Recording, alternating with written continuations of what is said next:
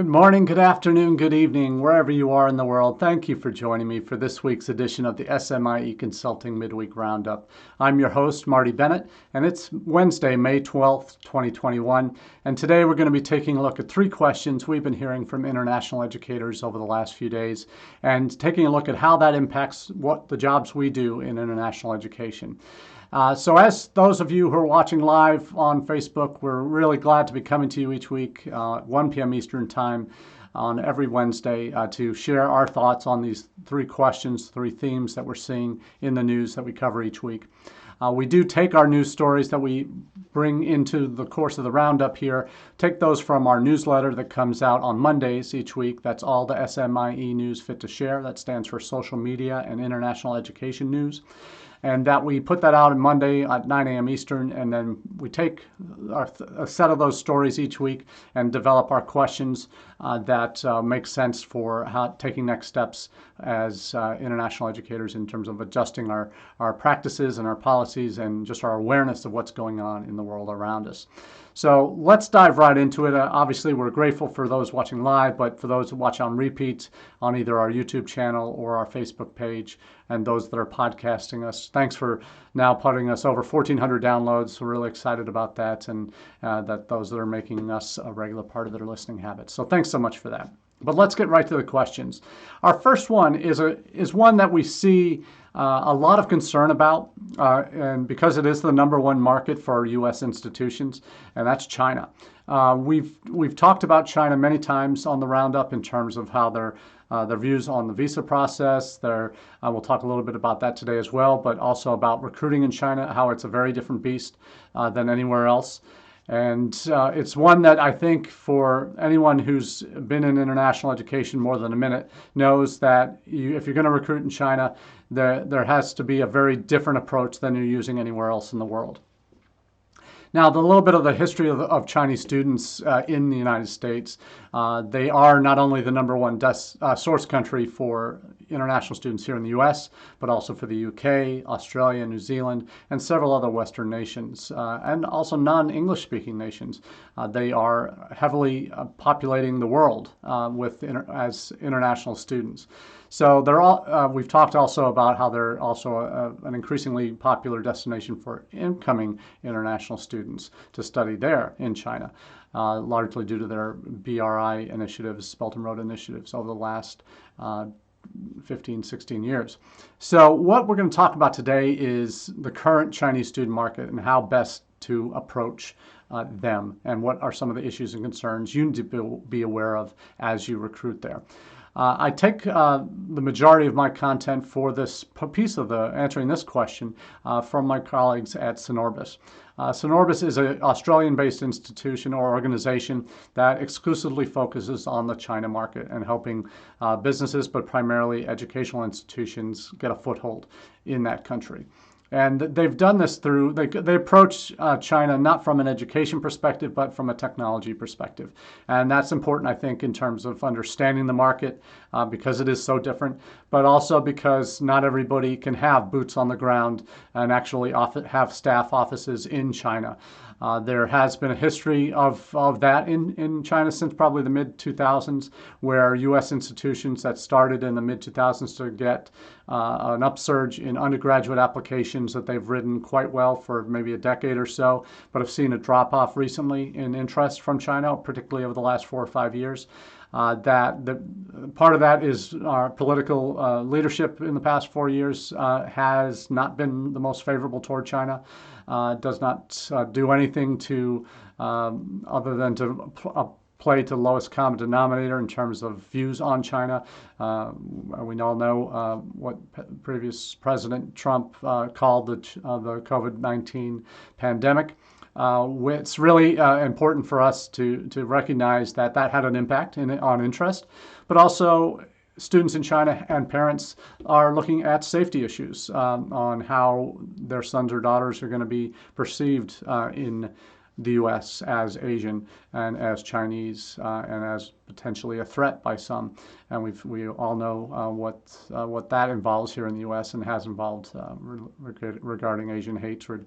Hatred towards Asians in the U.S. and the campaign that's obviously started to combat that here is great, but that doesn't assuage all the concerns of Chinese parents and their sons or daughters. So those campuses that in the early 2000s started to receive this huge upswing of undergraduate Chinese, which was a new phenomenon in the U.S. Prior to 2000, Chinese graduate students far outweighed Chinese undergraduates in the U.S. It was probably 10 to 1 at that point in the 1990s. But now Chinese undergraduates are more common in the U.S. than Chinese undergraduates are more common in the U.S. than Chinese graduate students. So the tide has certainly shifted. And a lot of that's due to the rising middle class, the thought for Chinese parents to give their sons or daughters legs up in their future career pursuits by having a U.S. education. And now that's expanded to having an overseas education, not necessarily in the U.S., but other countries as well, which we've talked about. But I think what's important to understand, unless you do have significant physical presence in China, whether that's through strong partnerships where you have staff-based, whether it's having your own office, whether it's a network of agents that do the recruitment for you there, unless you have that physical presence, have offices, study abroad offices, where you have staff that can physically manage visits and other relationships you have in China physically, unless you have that, and very few campuses do. Certainly a lot of the usually bigger schools, bigger state institutions that's created offices in China. Obviously NYU is a prominent private institution that has their own campus in Shanghai.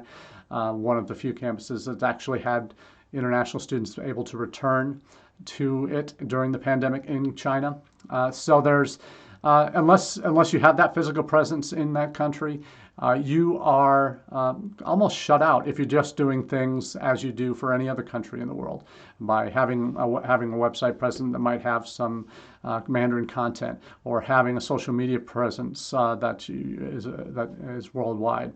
If that's all you're doing to recruit in China, you're invisible there. Frankly, you're invisible. The Chinese market is a different beast than any other country. And if you don't go into it with that mindset from the beginning, you're missing the boat and missing opportunities to really make an effort to really engage in ways that make sense for that audience. And living where your audience lives is an important principle I've always lived by in international education. And when it comes to China, if you don't have a digital footprint in China that is China-based, you are missing opportunities to connect. There's a lot of reasons for that. And the content that I'm sharing from an article from Synorbis is really focused on this. And it goes through the full life cycle of international Chinese students' interest and what you need to be focusing on. It covers what the key factors are for Chinese students, and that covers obviously university rankings. Unfortunately, that's still a reality for the Chinese market. Tuition fees, where it's not just the super rich that are coming to the U.S. anymore. It's a much broader cross-section of Chinese society that are considering the U.S. as an option, one option. It's the course content, what that leads to in terms of job opportunities. It's the student experience, the campus culture, all of that matters. And how students are treated safety-wise on campus. Are there incidents that parents should be aware of that against Chinese students on your campus? And costs, living costs as well. That's, again, it's not just the super rich that are interested. So really important that you see what the Chinese market is really keen on finding out about you. And how they find out about you is also important because when they start their process, almost a third of Chinese students begin planning more than 2 years out from when they're going to start. And they do their own initial research before they typically go to an agent, which is still the primary way of Chinese students finding their way to U.S. and or other countries for university study. So they're consulting online resources. They're looking at social media in China, which is, as we know, very different than anywhere else in the world. It's an entire ecosystem of its own within China, both on the website because it's heavily monitored and controlled by the government, and coincidentally by Chinese search engines that, even though they're privately owned, have very significant restrictions that the government puts on in terms of outside content. That social media is all different. It's not the Facebook, Twitters, YouTubes of the world. It is the Youkus, it is the Weibos, it is, and the kind of the big elephant in the room is the WeChat, that you have to have presence on those if you're going to be noticed in any serious way. The article that Synorbis puts out is a really useful one because it does break down what students, the concerns for prospective students and their parents in terms of before they come to campus, what they're concerned about once they arrive, what the future is going to be for them after graduation in terms of awards, what they're looking for about news about fellow graduates, alumni events, all of that. So I really like this approach that Synorbis has taken here to kind of outlining for institutions in the clearest way possible what you need to be paying attention to when you're looking at Chinese students and in their initial search, which needs to be obviously is done in China and on Chinese search engines and on Chinese social media in terms of how they're getting their content. So the foundation for a successful strategy, again, even if you do have boots on the ground, you want to have a strong digital presence if you want to be serious about reaching the Chinese audience. So the key is having locally hosted content here that is optimized for Chinese search engines, that does allow you the access to that market in ways that if you're just using you're homegrown in the United States on your campus site and don't have anything, even if you have something on Mandarin in your site, doesn't mean it's going to be seen in China. In fact, 94% of websites from the West are not visible in China. 94% have no or poor localization in China in terms of keyword searches and optimization for Chinese search engines. Again, 89% were not optimized for Chinese search engines. Why is that important to establish a presence on Chinese search engines? Because that's the first place that students and parents will potentially go unless they already know someone or are only looking at rankings. That it helps agents or other partners that are doing recruitment for you be able to promote you on Chinese search engines if you're accessible, because that matters. If you're not visible to them on their search engines, in their social media, you have a much lower chance of getting in front of those right students and convincing them that you're the right place for them. So it's really important to take a digital first approach anywhere you go nowadays. Obviously, the last year has taught us that digital first is the way to go. And in China, it's digital first, but understanding the nuances of the Chinese market. So great content here from Synorbis. And we talked about the importance of social media, local social media in China. WeChat is the biggest platform there with 1.15 billion users. It's almost, and that's worldwide, but probably 90% of those are in China. 2/3 of them are logging in over 10 times a day, so it is a platform. It's like Facebook on steroids. If you look at the entire Facebook ecosystem, it's all of that and more. WhatsApp, Instagram, Messenger, Facebook itself, Reels, all of these things that are Facebook properties. WeChat is all of that and more. It's where people are paying bills. It's where every form of media is consumed there. So it is the site that you must have a presence on. And importantly, there are options like on Twitter and Facebook that you can become a verified account or an official account, a WeChat official account. And part of what Synorbis provides is not only a locally hosted website content that the institutions can control, but they can also help you get the WeChat official account that is your university. So you can't just, you can go on and create a university account that looks like your name, your university name, but it's not going to be verified unless it's locally hosted and you have that Chinese partner to manage, to at least facilitate your ownership of it and allow you the platform to continue to post regularly on it. So really important tips from Synorbis on how to really take a digital first approach in China and what you need to be answering for prospective students and families to really get in front of them on the research stage with search engines, but also to have that full digital presence and website and social presence that really gives you the broadest access and best chance for success if you're only doing digital in China. So great article, and certainly one I recommend everybody have a chance to read and bookmark and share with your colleagues in your Marcom teams on campus, and certainly open their eyes, hopefully, if they're not already aware of just what they're up against in terms of competing for student eyes in China. Now, let's shift gears now and talk to the next topic, which is kind of the end of the process. So we're talking about what you need to be doing on the front end to connect with Chinese audiences. Let's talk about the back end, not just for China, but also for India. Well, how are new visa opportunities being received in top markets? Last week, we talked about some of the changes that the Biden administration has made with first the national interest exemption that was originally for, I think it was China or India and China, India, Brazil, and Schengen and UK. That in Ireland, that was made available that students from those countries would be able to come after August 1st for U.S. studies. So that certainly, even though 80% of the world is now under a COVID travel ban to the United States, international students were initially in these countries, small number of countries, were given the exemption to be able to come to the U.S. To study.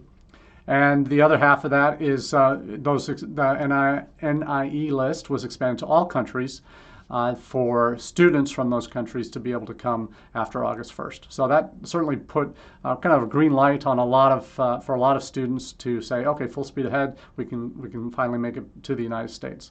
And we're talking this fall, over the course of the next 3 or 4 months, we're talking about 3 different groups of students that are potentially going for student visas to come to the United States. We're talking about students that deferred their study for a year and decided, okay, we're going to let this pandemic blow over before we actually physically come to the U.S.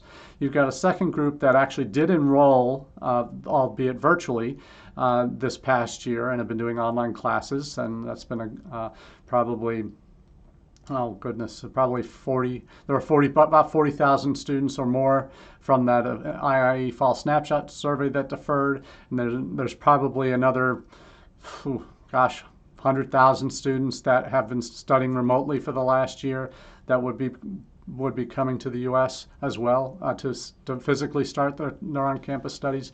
And then there's going to be all the students that have applied in the last year for admission that will also be hoping to come in the fall. So there's going to be a huge demand and at U.S. consulates and embassies opening up for visa appointments. And that's the other bit of news. The embassies in India and in China have begun to reopen our top 2 markets. So that's important to know that in those 2 markets, the embassies and consulates will be available for students who want to go. The embassy in Beijing opened May 4th. Very important day, obviously, not just Star Wars Day. But they opened the embassy for student visa appointments, and we're saying they're going to have 3,000 visa up by the middle of May. They'll be at 3,000 visa interviews done each day. So that's great news if that continues and that they're able to maintain that through the summer. They had a bit of a misstep this past week in Beijing where they put out a social media post that was meant to be funny that says, our Chinese students and parents like this this happy dog looking to escape his cage and jump over the fence and make it to the United States, and that was not well received which is shocking that an embassy in China would do that and compare Chinese students to dogs. Dogs are not highly valued in Chinese society. As a whole, and that was a big social media backlash. So there was a bit of a misstep there, but hopefully they get back on their feet in the right direction soon. But in China, there's positive energy around the reopening of consulates. So we'll hope that continues and crosses over to the other consulates in Shenyang, in Chengdu, Shanghai, and obviously Guangzhou. We hope that they are able to begin full visa interviews, full slate, 3,000 a day. Great. I hope that continues because there's going to be a big backlog, and it's going to be a real challenge for the embassies and consulates to get through that by the end of the summer. So let's keep our fingers crossed and hope that all works out. In India, the embassy folks a week before the Chinese said that they're opening up. Chinese embassy or the U.S. embassy in China.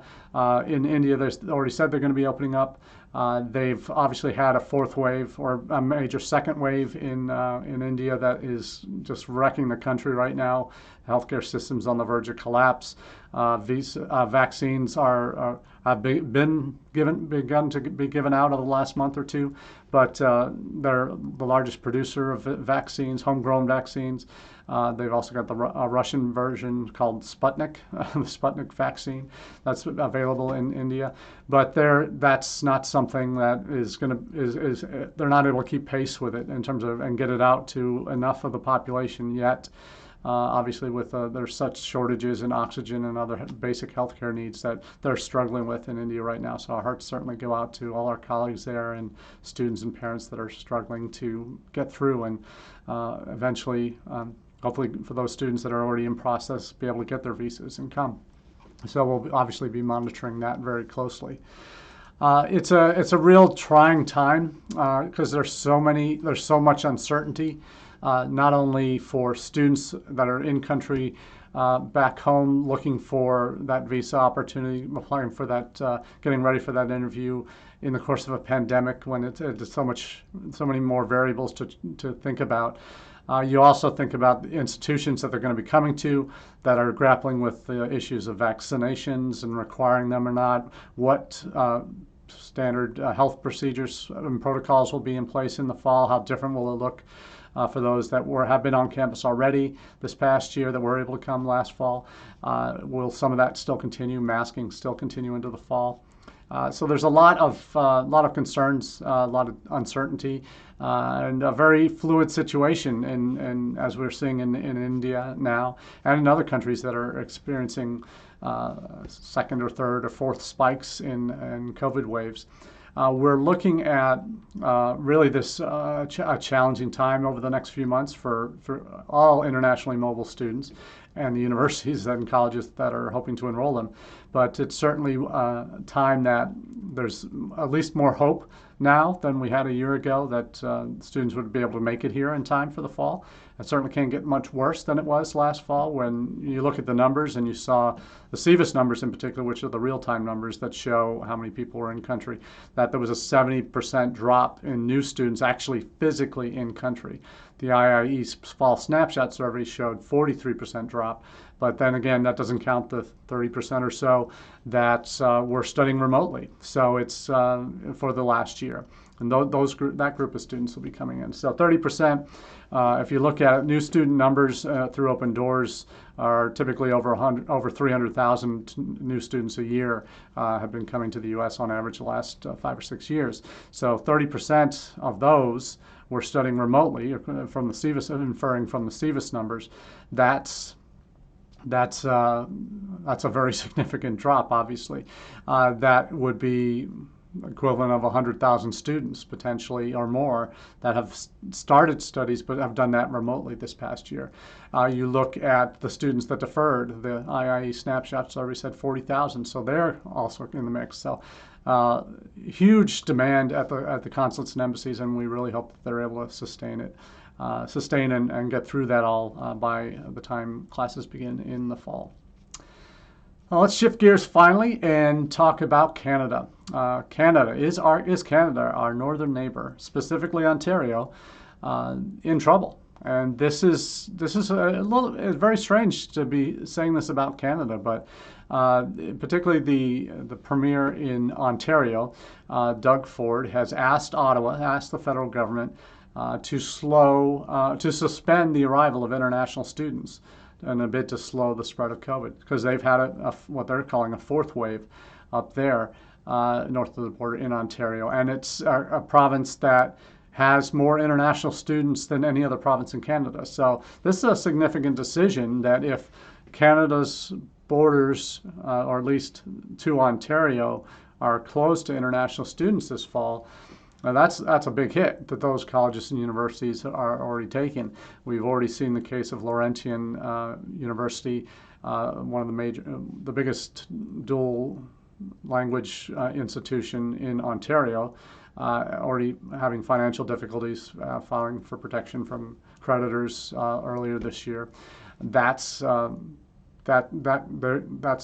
decision like this to prevent international students from coming in means another at least semester or half a year or a full year, depending on how it goes, of international students not able to enter Canada, much like Australia's international students not being able to return. Their government has not reopened. That students have had to take, if they wanted to continue to enroll, they'd have to do it online. And it's not a sustainable model for most students. They don't want to do the courses online. That's not why they applied to these countries and these institutions to begin with. So it'll be really interesting to see what happens with this. But even though the Premier in Ontario is saying that he doesn't want international students allowed in to slow the spread, the Prime Minister, Justin Trudeau, is saying Ontario is the only province that is making that request. And that he's not considering, Trudeau is not considering barring international students from entering Canada at this point, but he is willing to work with Ontario more narrowly. So the Premier in Ontario has called for federal government to institute hotel quarantines at land borders as well. But Trudeau is saying there's already tight controls at land borders, including tests before and after crossing and a mandatory 2-week quarantine. So the other issues of who pays for this quarantine if and when it gets implemented, or it is implemented, but who's paying for that? For universities, are they going to be in a position to do that, to house them on campus and pay for it? For the students, or is that something the students will have to do themselves? In terms of when they arrive, are they going to be able to do that before classes begin, to quarantine before they begin, or will they be able to start only that first week of class, whatever it is? So a lot of variables to work out beyond the normal ones that traveling students would have to think about. So a lot to process, obviously, when it comes to arrival plans, not just in the U.S., but obviously Canada as well. But it raises the point, I think, that we need to be concerned with in the U.S. in terms of how our institutions are responding and preparing. And we saw challenges with this last summer when there was all of a sudden in July the uncertainty on whether students who were coming to the U.S. in the fall would be able to enroll in hybrid or online courses. Or hybrid courses in particular. The online was only possible for returning students, and it has only been possible for returning students. But for new students, if their institution was going to be online only, they could not come in. And there was even a chance that hybrid and online for new students would not be possible, and even returning students would not be possible. But that changed. But what didn't happen at a lot of schools is communicating with those incoming students what the changes were going to be, or how your institution was responding to those. So if you learned anything from last summer, it's you need to have be on your toes and be aware of any changes coming down the pike, because you're going to need to communicate those in fairly quick order to your prospective student audiences. So what's happening in Ontario is kind of, well, obviously very worrying, but how are you going to respond as an institution for those international students that might be coming in? If you're an institution where your state has all of a sudden has a huge spike and they shut down, even though they could get in the country, are you going to just have them quarantine for a couple of weeks and then maybe they'll be allowed in, or once they get vaccinated, then they'll be allowed into your state? If that ever happens, what are your contingency plans? And how, if you're an international admissions person or your office, how do you have a seat at the table for how your institution is responding to these things? If not you, your boss, are they educated enough to know on the different impacts decisions like this would have for how to really approach these new student issues that they're going to be facing? So a lot of uncertainty, obviously, and we'll certainly keep you posted of all future changes in the coming months as to how they're impacting institutions around the world. But for now, that's all we have for the roundup. We look forward to chatting with you in the weeks and months to come. Have a great day.